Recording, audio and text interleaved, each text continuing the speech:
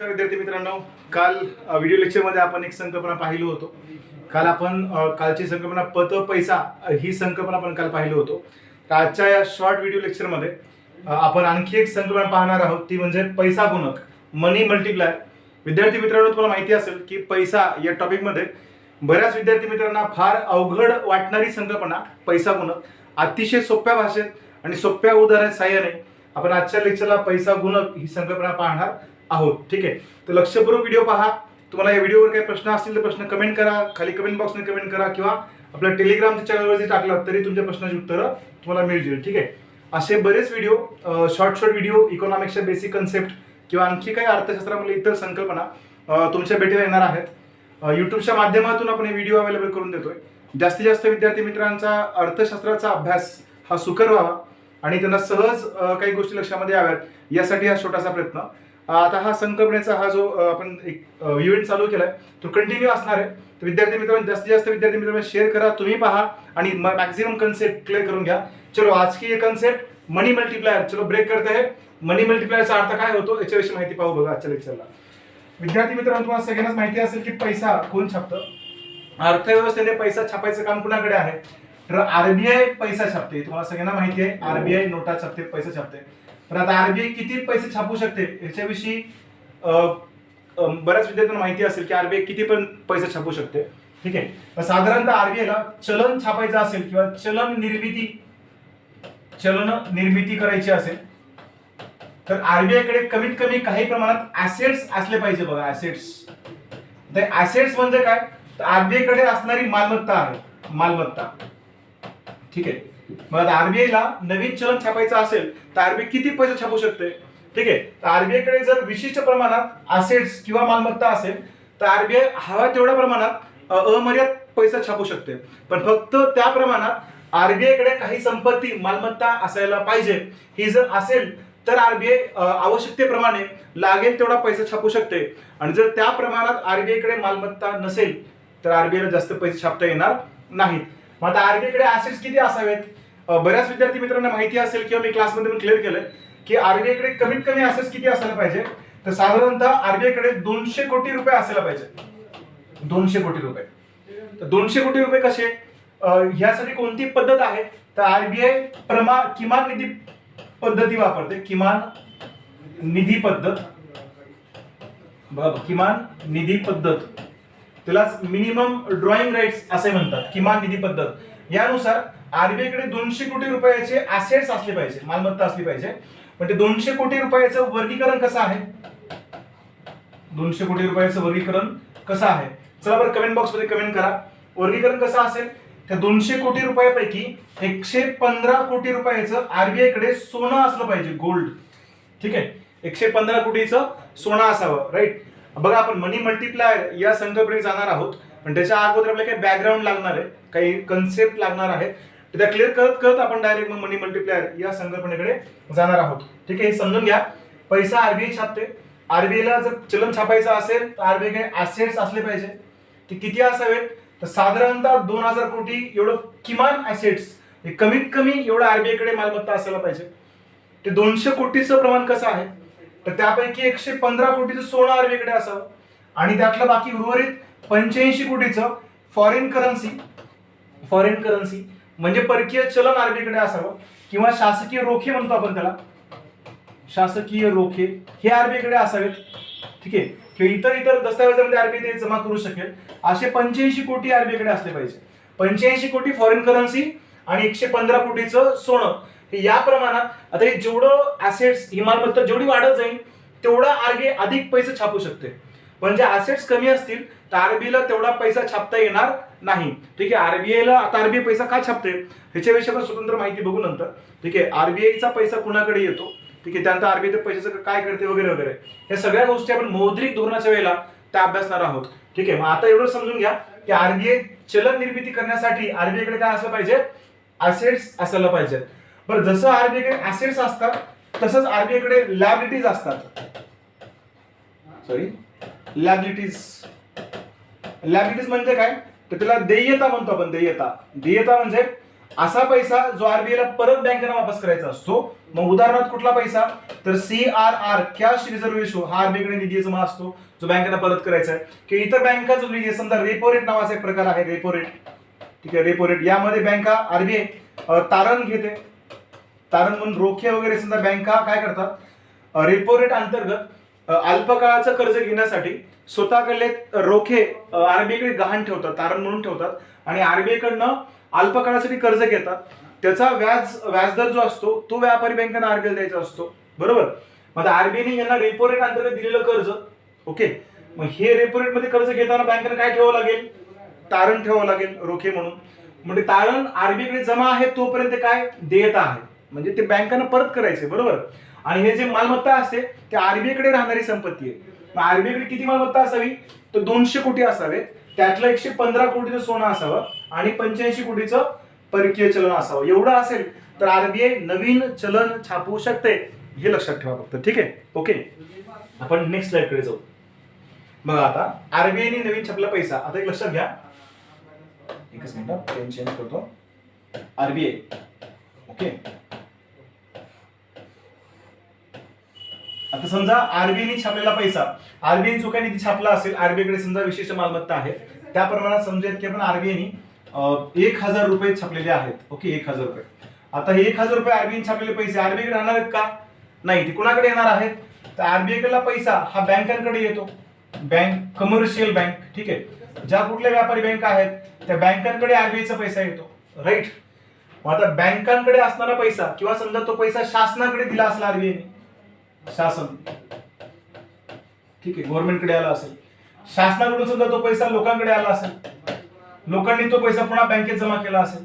म्हणजे कुठल्या काय माध्यमातून असेल ना, शासनाकडे येऊ, लोकांकडे येऊ किंवा आरबीआय कडे येऊ, बँकांकडे येऊ, पैसा कोणी छापलेला आहे, तर आरबीआयने छापलेला आहे. ओके. आता हा जो आरबीआय छापलेला पैसा आहे, आरबीआय कडला पैसा, आपण त्याला M0 म्हणतो. M0 म्हणतो. आरबीआय कडे जोपर्यंत आहे तोपर्यंत तो M0 आहे. पण ज्या वेळेला आरबीआय कडला पैसा हा व्यापारी बँकेकडे येतो किंवा लोकांकडे येतो. ठीक आहे, व्यापारी बँकेकडे येतो किंवा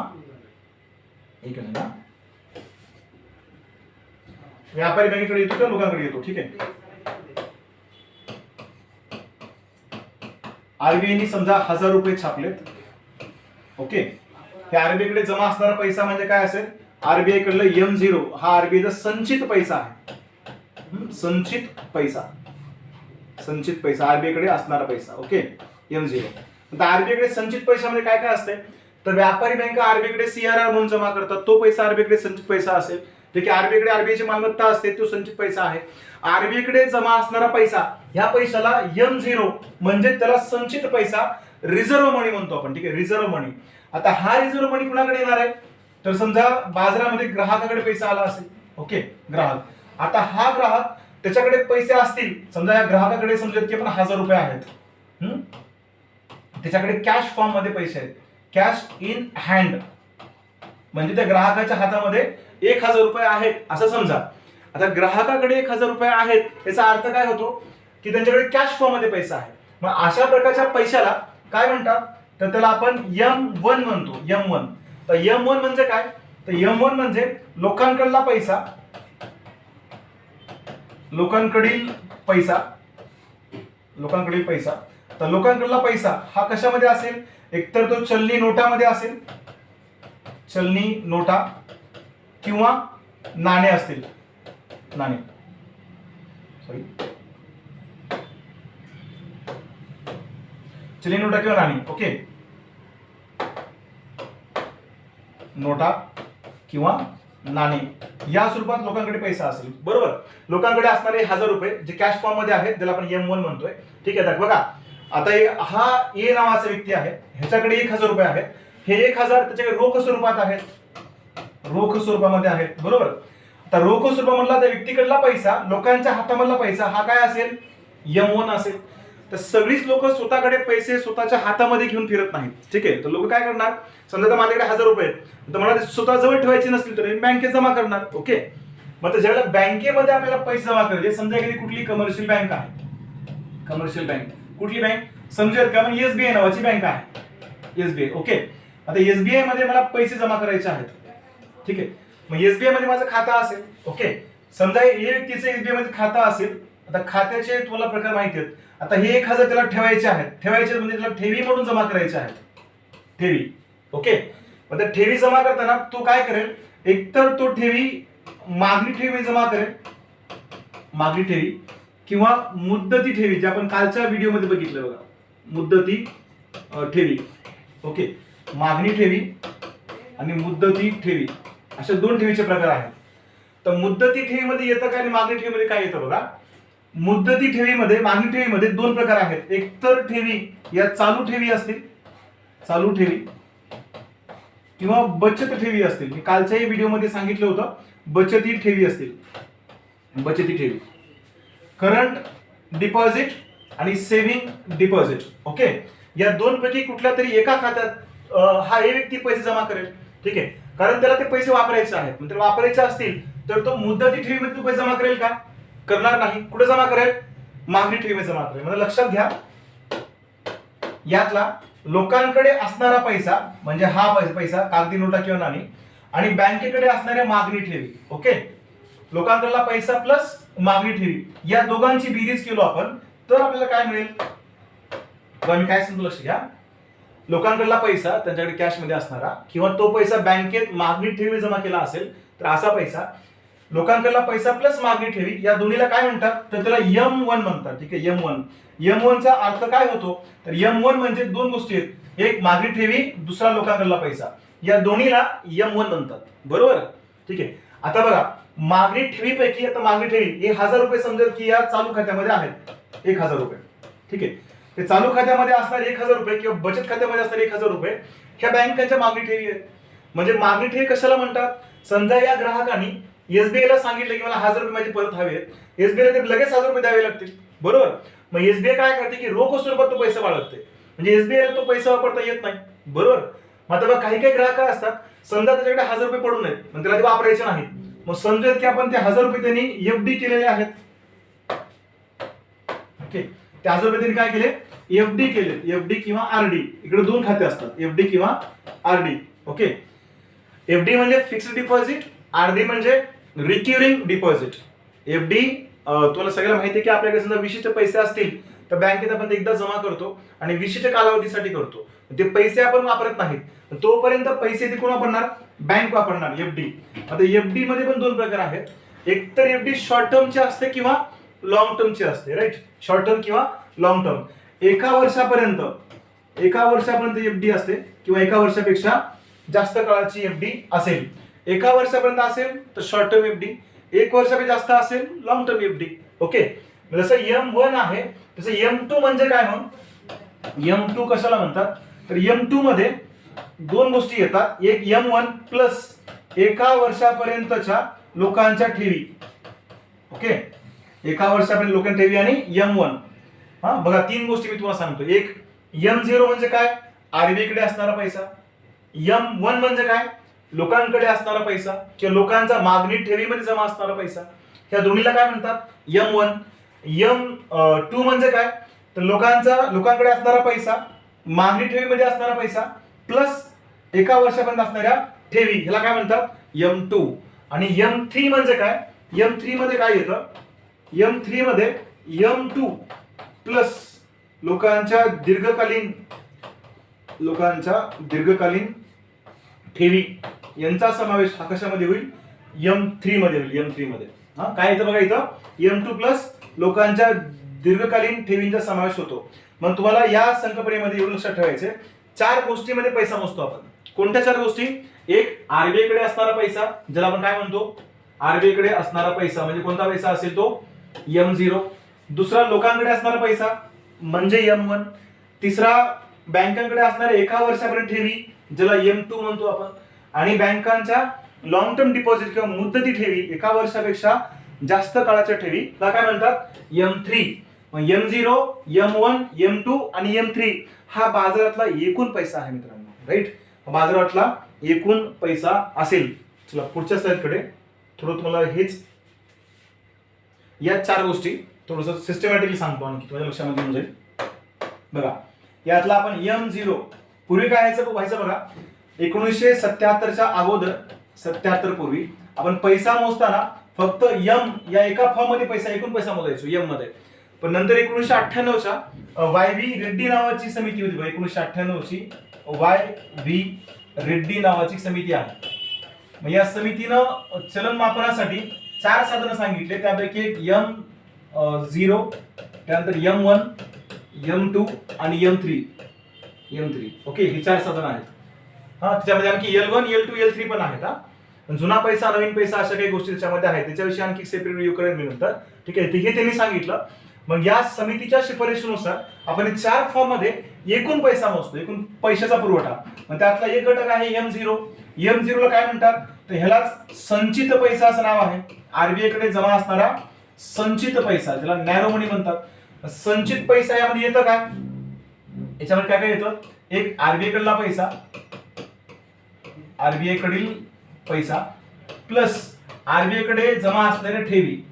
आता आरबीआय कडे कोणत्या ठेवी जमा असतात, तर व्यापारी बँका CRR cash reserve ratio RBI कडे जमा करतात. ठीक आहे, CRR cash reserve ratio RBI कडे जमा करतात. मग आरबीआय ने छापलेला पैसा, आरबीआय कडे असणारा पैसा किंवा आरबीआय कडे जमा असणाऱ्या ठेवी, ह्या एकत्रित पैशाला काय म्हणतो आपण, संचित पैसा. ह्याला रिझर्व्ह मनी म्हणतात. रिझर्व्ह मनी, आरबीआय कडे जमा असणारा पैसा. ओके, हा एक घटक. दुसरा घटक बघा, M1 म्हणजे काय, M1. तर M1 मध्ये काय येतं,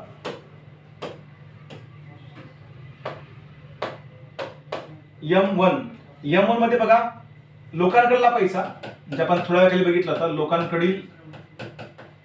लोकांकडील पैसा, तर तो नोटामध्ये असेल किंवा नाण्यांच्या स्वरूपात असेल, प्लस लोकांच्या मागणी ठेवी.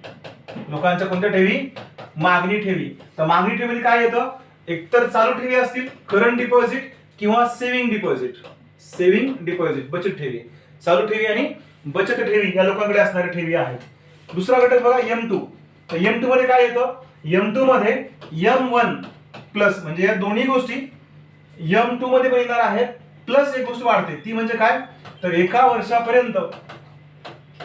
वर्षापर्यंतच्या लोकांच्या ठेवी. ठीक आहे, ह्याचा समावेश हा M2 मध्ये होतो. हा, आता M1 ला काय म्हणतात, मग जसं आपण इथे लिहिलं संचित पैसा, तसं M1 M2 या दोन्हीला काय नाव आहे, तर या दोन्हीला संकुचित पैसा म्हणतात. बघा, संकुचित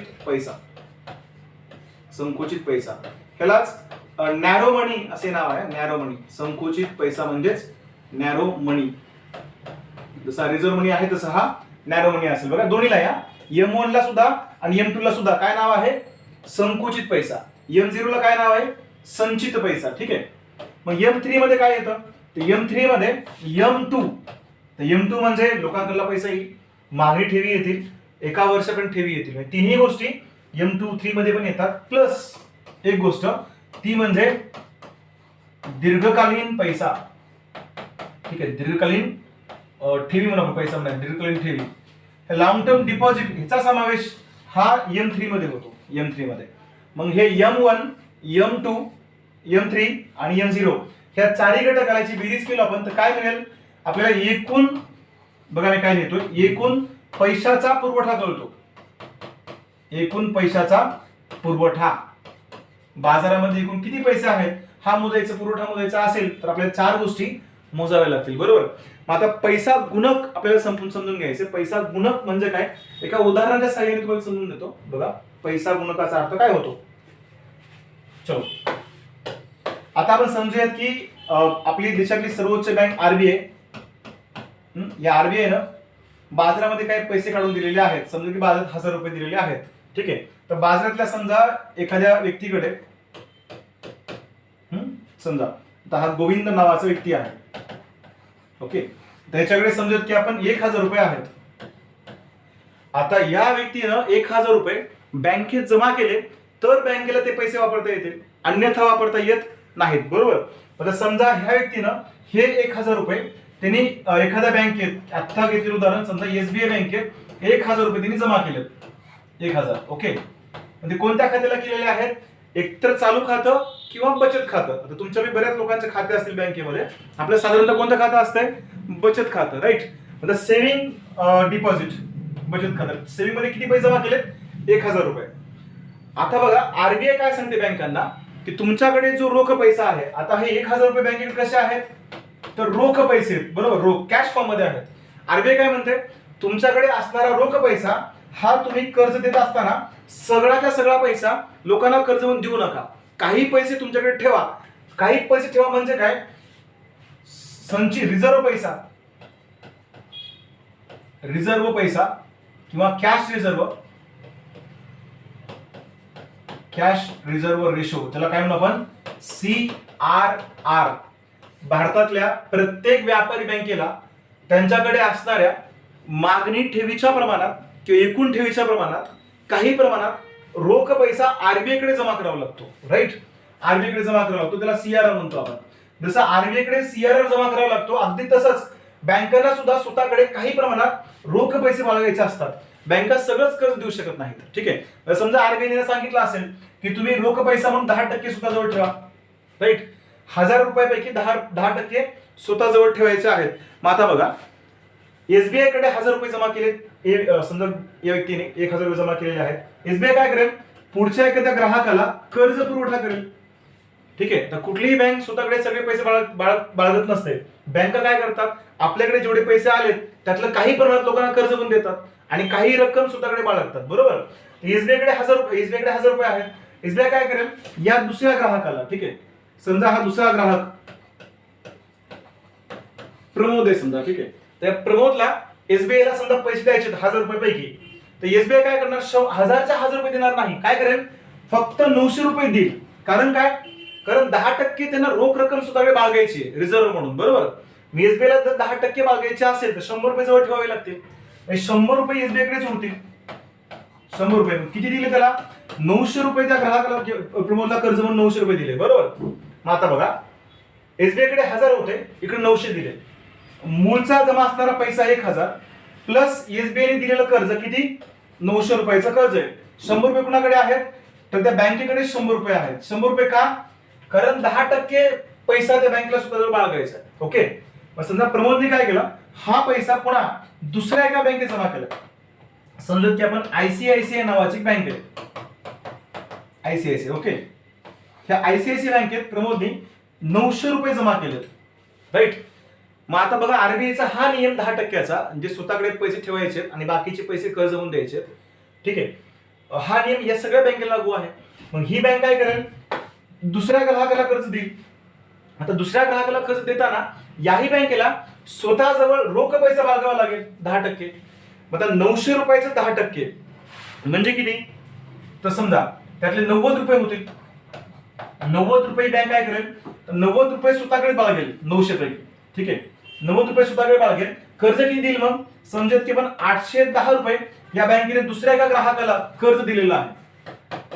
ठीक आहे, दुसरा एक समजा राम नावाचा ग्राहक आहे, त्याला बँकेने काय केलं, 810 रुपयाचं कर्ज दिलंय. 810. बरोबर, मग आता पुढे बघा, ह्या राम नावाच्या व्यक्तीनं हे जे 810 रुपये आहेत ते पैसे दुसऱ्या बँकेत ठेवलेत. दुसरी आयडीबीआय नावाची बँक आहे, आयडीबीआय. आता आयडीबीआय काय करेल, आयडीबीआय कडे 810 रुपये आहेत डिपॉझिट, करंट मधलं सेव्हिंग मधलं डिपॉझिट 810 आहे. पण त्या बँकेला पण काय होईल, पुन्हा त्या बँकेला परत 10% रक्कम स्वतःकडे ठेवावी लागेल आणि बाकीची रक्कम कर्ज म्हणून देईल. बरोबर, आता स्वतःकडे 10% का ठेवावे लागतात, समजा ग्राहकाने पैसे मागितले ते परत बँकेला द्यावे लागतात. मग तुम्ही म्हणाल सर, या ग्राहकाने 1000 रुपये ठेवले होते, बँकेकडे 100 रुपये शिल्लक आहेत. मग आता असा हा एकटा ग्राहक नसतो बँकेकडे पैसे जमा करणारा, बरेच ग्राहक बँकेकडे पैसे जमा करतात. त्या आहे त्या रोख रकमेवर बँका व्यवहार पार पडत असतात, बाकीचे पैसे कर्ज म्हणून देतात. बरोबर, आता बघा इथं 810 रुपये जमा आहेत त्या बँकेकडे, यातला आता पुन्हा 10% काढून घ्यायचे. 10% म्हणजे किती, पुन्हा त्याचे समजा आपण 80-81 रुपये काढून घेतले, बाकी उर्वरित रक्कम पुन्हा कर्ज म्हणून दिली जाईल. बरोबर, मग आता बघा, उर्वरित जी काही रक्कम असेल त्याची कर्ज म्हणून दिलेली असेल 700 समथिंग जे काय होतील ते. तर मला काय म्हणायचे, इथले 1000 रुपये प्लस हे 900 रुपये प्लस हे 810 रुपये. राईट, तर समजा आपण 81 रुपये बँकेत काढून ठेवले. आता या सगळ्या प्रक्रियेमध्ये बाजारात पैसे किती आले होते, बाजारात पैसे किती आले होते, तर 1000 रुपये. बरोबर, पैसे 1000 रुपये आहेत, पण व्यवहार किती झाले, हे 900 रुपये पुन्हा हे 800 रुपये, म्हणजे व्यवहार जास्त झाले. बरोबर, पैसे कमी आहेत, व्यवहार जास्त झाले. आता 1000 रुपये आरबीआयने काढलेले पैसे होते बाजारातले, त्यावर बँकांनी अधिक पैसे मिळवले समजा, किंवा अधिक पैसे तयार केले म्हणून आपण, तर बँका नवीन पैसे छापतात का, छापत नाहीत. बरोबर, बँका कर्ज पुरवठा करतात. मग आता समजा या 1,000पैकी बँकेने 900 रुपये कर्ज दिले, तर कर्ज 900 दिले म्हणजे बँक डायरेक्ट काय रोख स्वरूपात कर्ज देत नाही. बँक काय करते, त्याच्या खात्याला पैसे जमा करते, आहे त्या ठेवीमधून नवीन ठेवी निर्माण करते आणि मग त्या व्यक्तीकडे जे चेक वगैरे असतात किंवा एटीएम वगैरे आहेत त्यातनं ते पैसे लोक काढून घेतात. ठीक आहे, फ्रॅक्शनल बँकिंग संकल्पना वापरलेली असते, यातनं ते पैसे काढून घेता येतील त्यांना. मग आहे त्या पैशामधनं नवीन पैसा छापला, नवीन पैसा तयार केला जातो, त्यालाच मनी मल्टिप्लायर म्हणतो आपण. या 1,000पासून जे नंतर कर्ज दिलं गेलं त्या कर्जातनं नवीन पैसा बाजारात जनरेट झाला असं म्हणू आपण, त्याला पैसा गुणक मनी मल्टिप्लायर म्हणता येईल आपल्याला. आहे त्या पैशातनं अधिक पैसा बाजारामध्ये निर्माण करणं.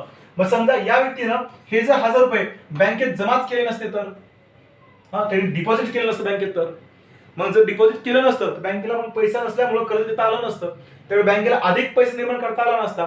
मनी मल्टिप्लायर म्हणजे पैसा गुणक वाढवता आला नसता, बरोबर, पैसा कर्ज देता आलं नसतं. कर्ज देता येईल, बँकेकडे अशा प्रकारे ठेवी असायला पाहिजेत, त्यावेळेला कर्जाचा पुरवठा करता येतो. ओके, चला आता मनी मल्टिप्लायर याचं आपण सूत्र बघू. मनी मल्टिप्लायर सूत्र काय, तर बघा, मनी मल्टिप्लायर बरोबर